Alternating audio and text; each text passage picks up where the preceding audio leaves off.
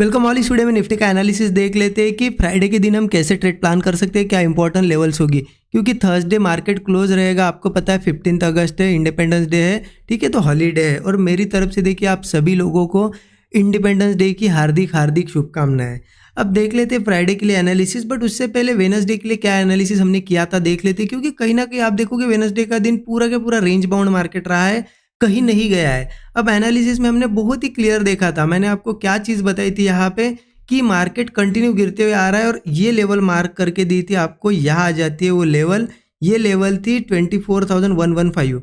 अब हमने क्या देखा था, मार्केट में यहाँ क्लोजिंग थी, हमने देखा था कि ये एक सपोर्ट है। अगर मार्केट ऊपर ओपन होता है तो मार्केट नीचे आएगा, अगर ऊपर ओपन होकर कोई अपॉर्चुनिटी भी देता है तो हम पुट भी ले सकते हैं।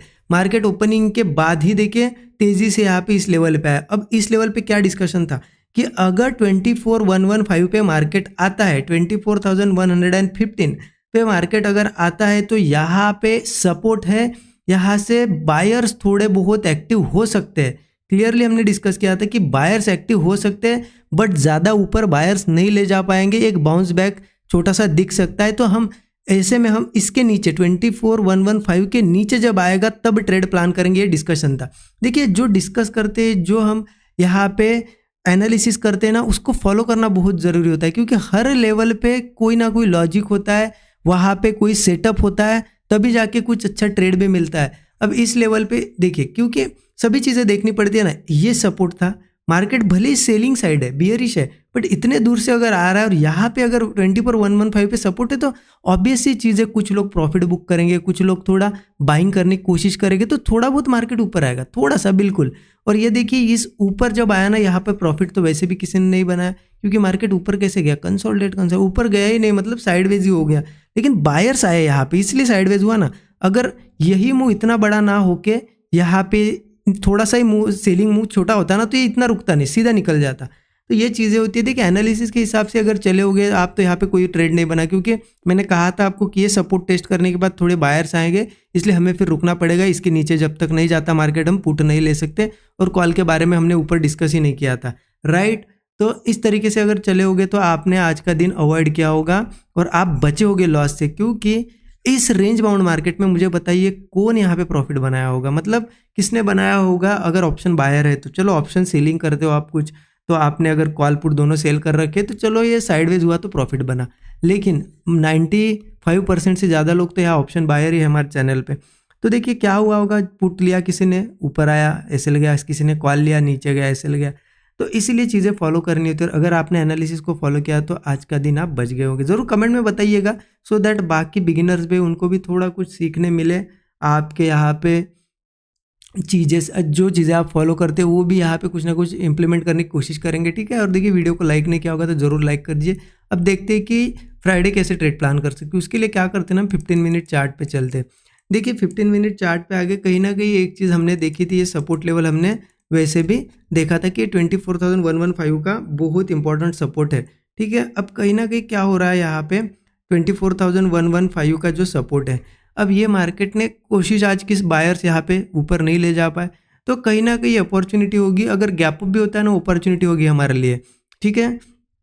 देखिए फ्लैट अगर ओपन होता है, अगर यही कहीं सस्टेन करता है और ब्रेकडाउन देता है 24,115 का, तो क्लियर है हम पुट साइड का ट्रेड लेंगे। स्टॉप लॉस वही 25-30 पॉइंट से ज़्यादा नहीं होना चाहिए। इंडेक्स में 1:3 का एक टारगेट होगा हमारा मिनिमम, क्योंकि यहाँ से नीचे जाएगा ना तो फिर एक सपोर्ट लेवल यहाँ पे आ जाता है। ये सपोर्ट है, एक पूरा जोन है, मैं मार्क कर देता हूँ आपको। ये जोन कहाँ से कहाँ तक है, 24,040 से लेके 24,000, मतलब कितने पॉइंट का है ये जोन, ये है 40 पॉइंट का जोन, 40 पॉइंट का एक सपोर्ट जोन है, ठीक है। तो एक चीज़ ध्यान रखना, अगर यहाँ पे भी मिलता है या फिर गैप डाउन हुआ छोटा सा चलो, और यहीं पे सस्टेन करके ब्रेक डाउन मिला, तो यहाँ तक के टारगेट के लिए हम एक पुट साइड का ट्रेड ले सकते हैं। और इसको भी अगर ब्रेक करता है किसी केस में मार्केट, चलो एक दिन हॉलीडे है, फ्राइडे अगर गैप डाउन वगैरह होता है 24 के नीचे ही ओपन होने के बाद सस्टेन करता है, तो ध्यान रखना ब्रेकडाउन का सिर्फ वेट करना है। जैसे ही ब्रेकडाउन आएगा मार्केट अच्छा खासा गिर सकता है, फिर सीधा टारगेट 23,800 का निकल के आएगा, ठीक है। तो इसलिए 24,000 का ये जोन ब्रेक होने का हमें वेट करना है। 40 पॉइंट का ये जोन है, ध्यान रखना। क्योंकि क्या होता है ना, धीरे धीरे यहाँ पे आएगा तो थोड़ा बहुत फिर बायर आ जाते हैं, जैसे कि यहाँ कैसे बायर आए, बायर आ सकती है, इसलिए फिर वेट करना पड़ता है पुट लेने के लिए, ठीक है।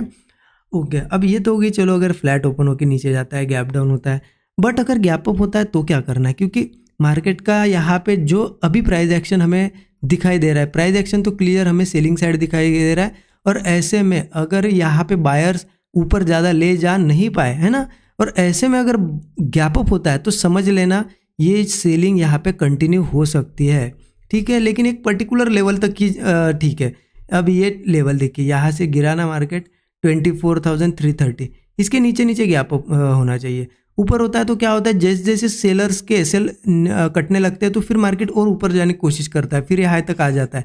इसीलिए है ना 330 के नीचे नीचे गैप अप हो, मेरे कहना आप समझ गए होंगे कि यहाँ ओपन हो, यहाँ ओपन हो, यहाँ कहीं पे भी ओपन हो, हमें एक सेल साइड को अपॉर्चुनिटी मिल सकती है। तो हम क्या कर सकते हैं वहाँ पे, अगर गैप अप होता है तो सेल साइड की अपॉर्चुनिटी कैसे ढूंढेंगे? सेटअप ढूंढेंगे कुछ ना कुछ। अब कैसा सेटअप? यहाँ पे देखिए, ओपन हुआ मार्केट, यहाँ पे एक स्विंग बनाया लेकिन हाई तक नहीं जा पाया, फिर लो ब्रेक कर दिया, ये एक सेटअप हो सकता है।